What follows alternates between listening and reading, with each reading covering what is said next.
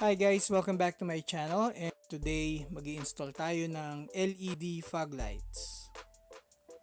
And this is one of the most requested install, so tara let's install na natin to.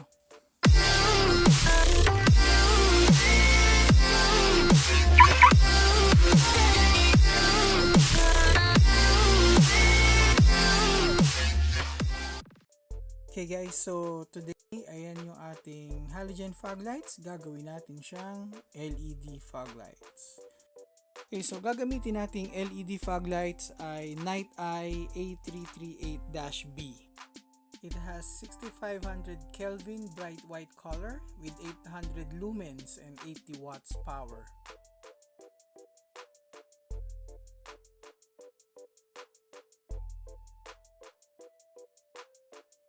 Okay, so ito nga pala yung ating H8 na stock halogen fog light.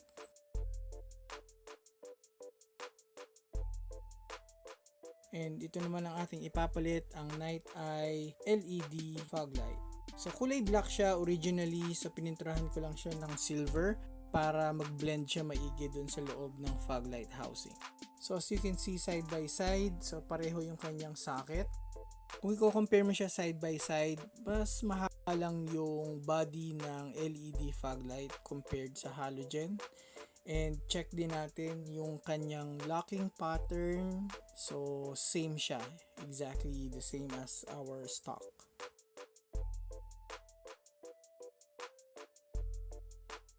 Ang kaisa-isang tool na kailangan natin sa install na to ay Phillips screwdriver. So, una natin tatanggalin ay yung mga screws sa may bumper. Itong mga screws na to ay ang siyang nagkakabit sa fender liner at sa bumper.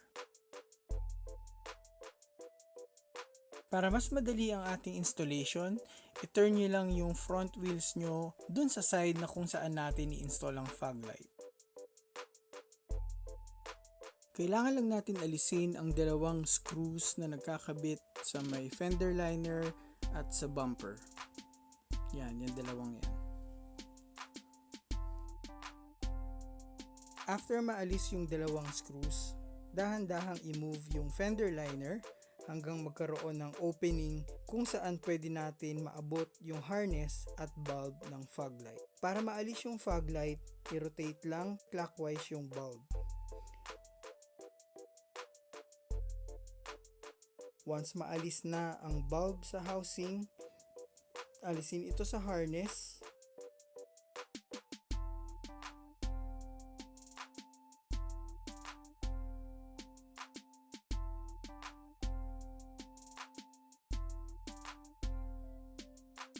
Then, pwede na natin i-connect yung LED bulb at ibalik sa fog light housing.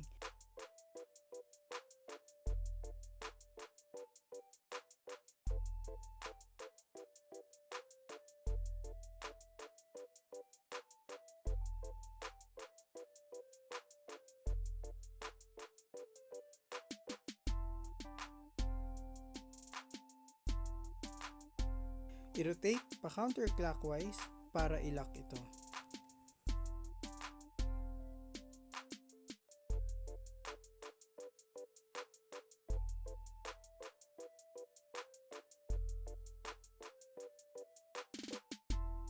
Then after natin ma-install, so ibalik lang natin ang fender liner ng maayos and then ibalik natin yung dalawang screws sa bumper.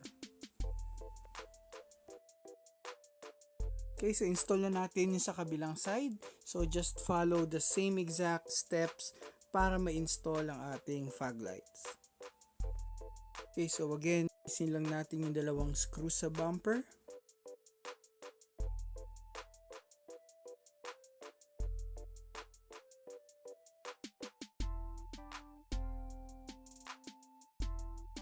And then i-open lang natin ang fender liners. Then once open ang fender liner, pwede na natin ulit madukot ang fog light. Para i-unlock ang fog light sa driver side, kailangan natin siyang i-turn ng counterclockwise. Then alisin lang ang halogen bulb sa harness at i-connect ang LED bulb.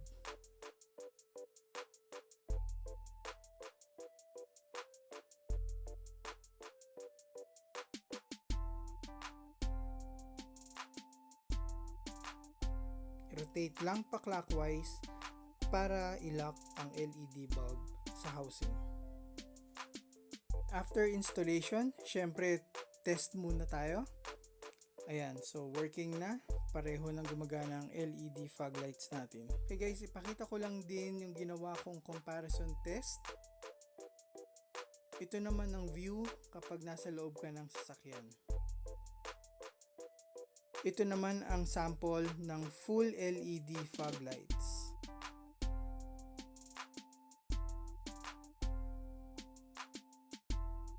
Okay, again, thank you so much for watching guys, and hopefully nakatulong ulit ang video na to. If you like the video, pa-thumbs up na lang po and subscribe po kayo dahil mas marami pa tayong video soon.